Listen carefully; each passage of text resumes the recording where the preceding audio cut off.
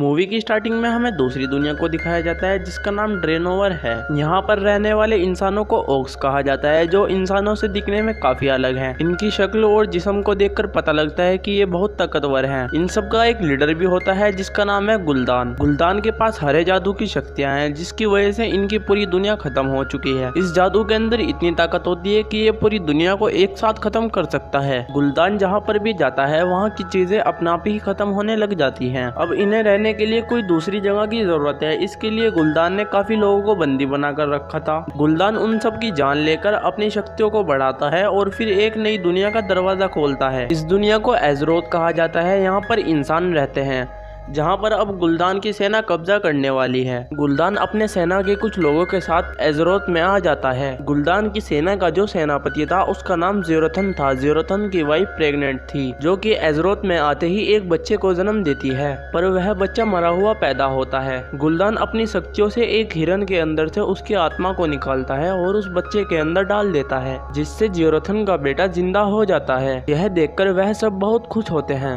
Movie के दूसरे scene में हमें एजरोथ के किंगडम को दिखाया जाता है। किंगडम के कमांडर का नाम लोथार होता है। लोथार को पता चलता है कि किसी ने इंसानों के ऊपर हमला कर बहुत सारे लोगों को मार दिया है। लोथार उन मरे हुए लोगों के पास जाता है, तभी उसे वहाँ पर एक जादूगर दिखता है। लोथार उसे पकड़ लेता है और कहता है कि तुम यहाँ पर क्या कर रहे हो और तुम्हें किसने भेजा है। जादूगर कहता है कि मैं बस इन्हें देख रहा हूँ कि इन्हें किसने मारा है और क्यों मारा है। लोथार उसे छोड़ देता है और कहता है कि मुझे भी इसका रीजन बताओ कि इन्हें किसने मारा है और क्यों मारा है। जादूगर एक लाश को चेक करता है, तभी उसके अंदर से हरा धुआं निकलता है जिसे देखकर जादूगर समझ जाता है कि यह हरे जादू का असर है। लोथार सारी बात राजा को जाकर बताता है। राजा कहता है कि तुम्हें फौरन मैनीफ को बुलाना होगा। दरअसल मैनीफ एक बड़ा जादूगर है जो हरे जादू को जानता है। लोथार और हैंडकर दोनों एक बाज पर बैठकर मैनीफ के पास चले जाते हैं। मैनीफ उन्हें कहता है कि मुझे उस जगह लेकर चलो जहाँ पर तुम्हारे आदमी मरे थे। फिर वह तीनों उन जगह पर पहुँच जाते हैं जहाँ पर उनके आदमी मरे थे। मैनीफ देखता है कि चारों तरफ हरा जादू फैला हुआ है। इससे पहले कि मैनीफ कुछ करता वहाँ पर बहुत सारे ऑर्क अटैक कर देते हैं। फिर मैनीफ अपनी शक्तियों का इस्तेमाल करता है और सभी ऑर्क पर अटैक कर देता है जिससे कुछ ऑर्क मारे जाते हैं और बाकी ऑर्क वहाँ से भाग जाते हैं। गोरोना नाम की एक हाफ ऑर्कर पकड़ी जाती है जिसे हैंडकर बंदी बना लेता है और राजा के पास लेकर जाता है।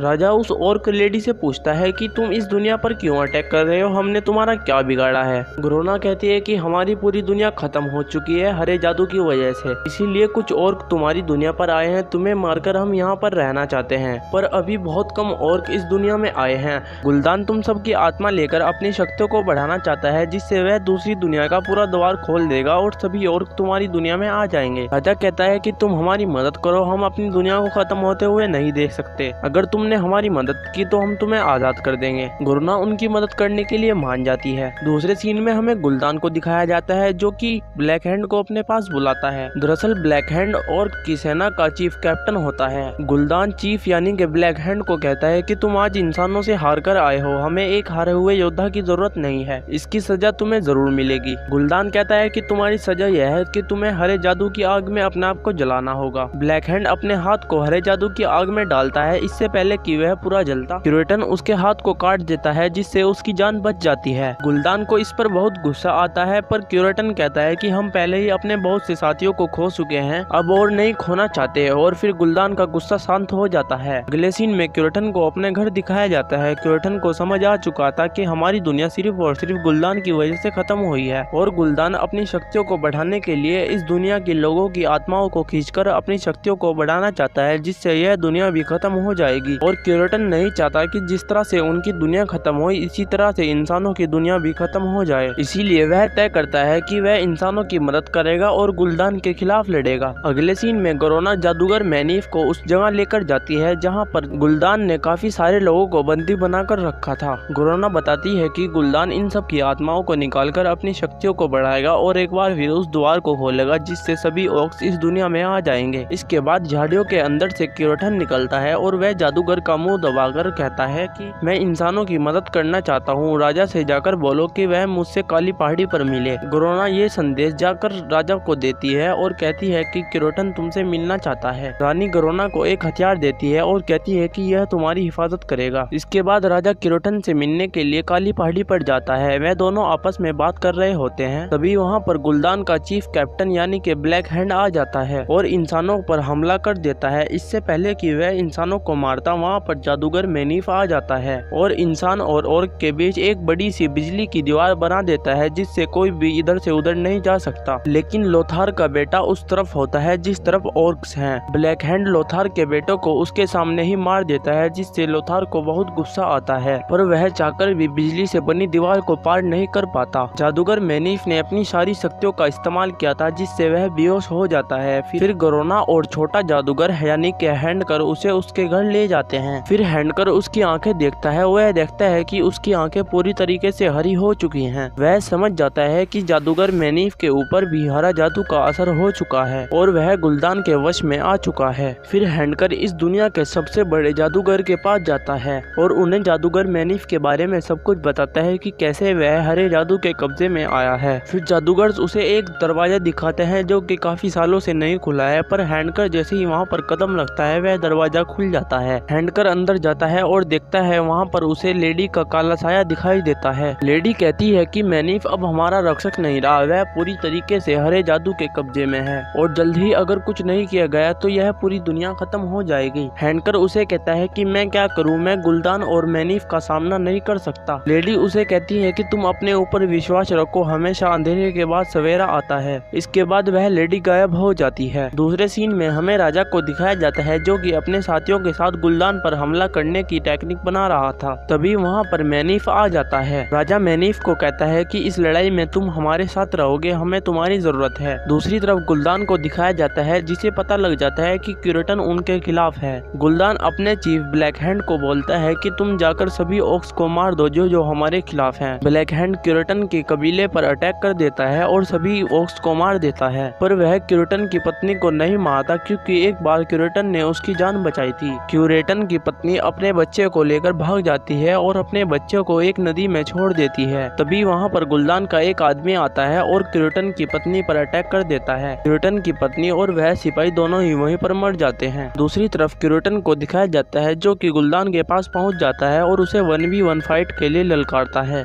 दरअसल उनकी कबीले के यह रीति रिवाज है कि जो जीतता है वही उस कबीले का राजा बन जाता है। फिर किरोटन और गुलदान के बीच लड़ाई होती है, पर गुलदान के पास हरे जादू की शक्तियां हैं जिससे वह किरोटन को बड़ी आराम से हरा देता है। इसके बाद गुलदान किरोटन की आत्मा को अपने अंदर डालता है जिससे उसकी शक्ति और ज्यादा बढ़ जाती है। तभी ऑर्क्स समझ जाते हैं कि गुलदान उन सब के लिए अच्छा राजा नहीं है, पर सभी ऑर्क्स चाहकर भी कुछ नहीं कर सकते क्योंकि गुलदान के पास हरे जादू की शक्तियां हैं। फिर राजा अपनी सेना को लेकर उनके कबीले पर अटैक कर देता है। फिर ऑर्क्स और इंसानों के बीच घमासान युद्ध होता है। दूसरी तरफ गुलदान की शक्तियां बढ़ चुकी थी और वह उस द्वार को खोल देता है जिससे सभी ऑर्क्स इंसानों की दुनिया में आने लग जाते हैं। अगले सीन में छोटे जादूगर हैंडकर को दिखाया जाता है जिसे कुछ ऐसी चीज पता लगी है जिससे वह जादूगर मैनीफ को हरे जादू से छुटा सकता है और वह काफी ज्यादा कोशिश करने के बाद जादूगर मैनीफ को उस हरे जादू के साया से छुटा देता है। फिर जादूगर मैनीफ और हैंडकर मिलकर दोनों उस द्वार को बंद कर देते हैं जिससे दूसरी दुनिया के ऑक्स इस दुनिया में आ रहे थे और सभी बंदी बने लोगों को आजाद करा देते हैं। दूसरी तरफ सभी ऑक्स ने इंसानों को बहुत बुरी तरीके से मार रखा था और सभी ऑक्स ने इंसानों को चारों तरफ से घेर लिया था। राजा गरोना से कहता है कि तुम हमारा साथ दे रही हो, इसके लिए गुलदान तुम्हें मार देगा। तुम गुलदान के सामने मुझे मार दो जिससे गुलदान को लगेगा कि तुम उनके साथ हो। गरोना मना करती है, पर